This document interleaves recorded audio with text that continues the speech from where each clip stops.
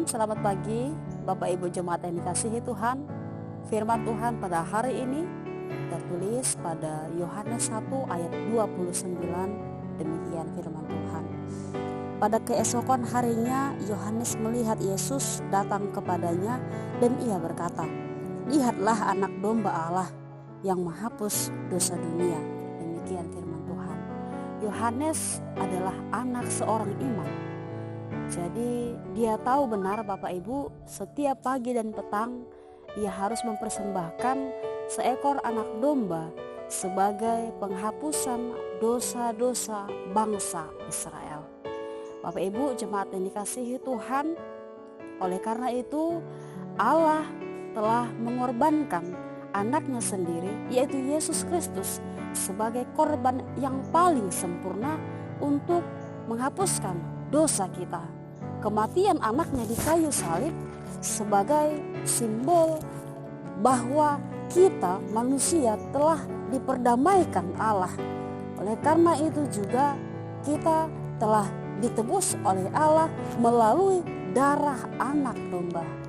Oleh karena itu juga domba digambarkan sebagai hewan yang memiliki lemah lembut. Namun jauh dari situ bahwa Allah atau Yesus Kristus adalah Tuhan yang sangat lemah lembut hatinya. Oleh karena kelemah lembutan itulah maka manusia itu bisa diperdamaikan dengan Allah melalui kematian anaknya.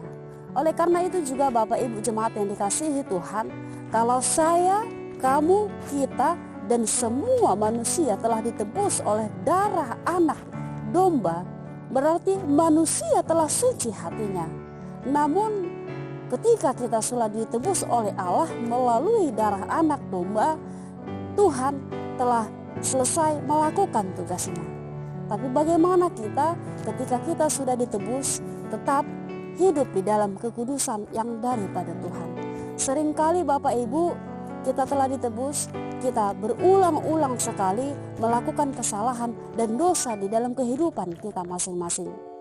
Coba hitung Bapak Ibu, di dalam satu hari ini atau satu minggu ini sudah berapa banyak dosa yang telah kita lakukan.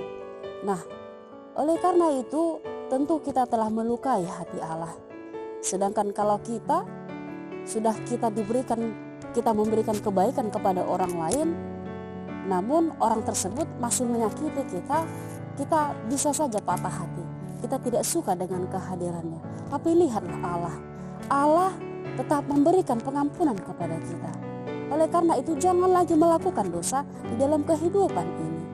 Itu sebabnya di buku ini dikatakan nang mata nang pamatang luhur nado sudah marsala, luhur nado sudah mardosa.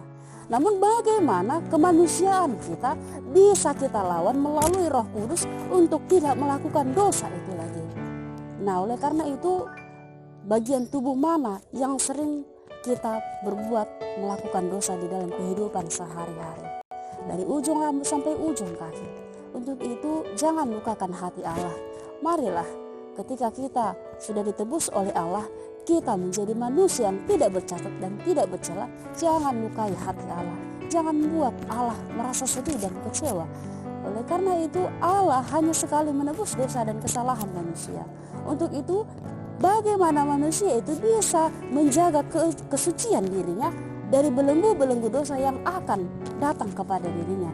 Bagaimana imannya tetap teguh di dalam Tuhan ketika ia ingin melakukan dosa, namun Roh Kudus akan tetap menguatkan dia untuk tidak melakukan dosa itu.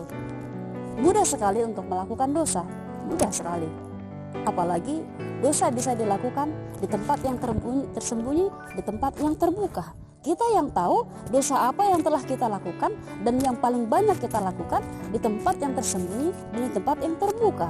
Oleh karena itu Tuhan tahu sekecil apapun dosa yang telah kita lakukan, Tuhan masih melihat, Tuhan kita tahu. Marilah Bapak Ibu kita perbaiki diri untuk jangan lagi berbuat dosa.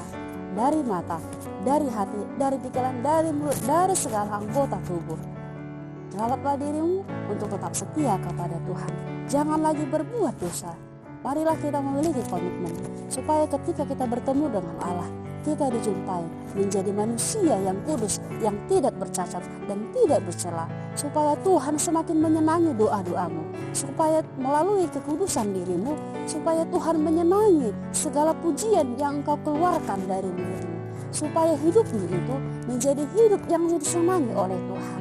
Untuk itu Bapak Ibu, melalui nats khotbah kita ini, bagaimana kita tetap menjaga kekudusan hati kita, karena Kristus telah mati dan menebus dosa kita, dan kita hidup di dalam kekudusan yang daripada Allah. Marilah kita menjaga kekudusan itu dengan tetap berpegang teguh dan berpengharapan kepada Tuhan. Terima kasih, selamat pagi, selamat melakukan aktivitas kita. Tuhan memberkati.